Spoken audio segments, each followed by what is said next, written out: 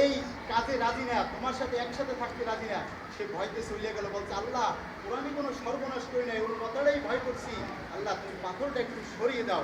সাথে সাথে পাথর একটু সরে গেলে বলেন সুবহানাল্লাহ। এবার তৃতীয় ব্যক্তি বলতেছে যে আল্লাহ আমি একটা কাজের লোক হয়েছিলাম। কি লোক?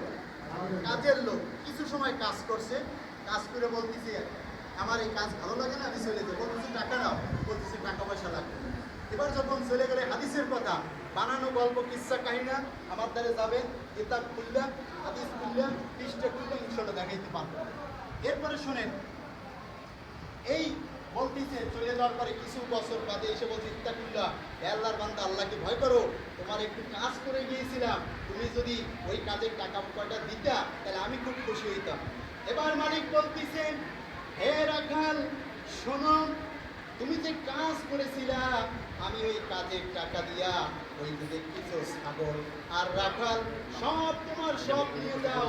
এবার ওই কাজের লোক বলতেছে আমি আমার সাথেই বাহানা করো না, আমি একটু কাজ করেছিলাম অল্প কয়টা টাকা, আর তুমি আজকে দেখাইছো বহু কিছু দেখাইতেছো। বলতেছে না সত্যি তোমার। এবার লোকটা খুশিতে নিয়ে গেল, আল্লাহর বলতেছে আল্লাহ এই কাজটা যদি আমার তোমাকে খুশির উদ্দেশ্য করে থাকি, পাথরটা সরাই দাও। সাথে সাথে পাথর সরাই দেয়।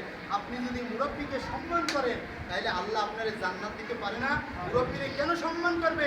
মুরব্বীকে সম্মান করবে না আপনার চেয়ে বয়স বেশি, বিশ্বনবী সম্মান করছে।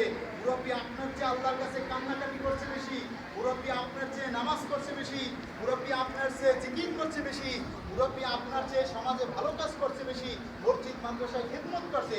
এজন্য যুবক যারা আছেন মুরব্বীদের সম্মান করবেন। আবার মুরব্বীরাও ছোটদের শ্রেণী করবেন। কেন শ্রেণী করবেন? ছোটদের কেন শ্রেণী করবেন? ছোটদের শ্রেণী করবেন এজন্য ওই ছেলেরা মেয়েরা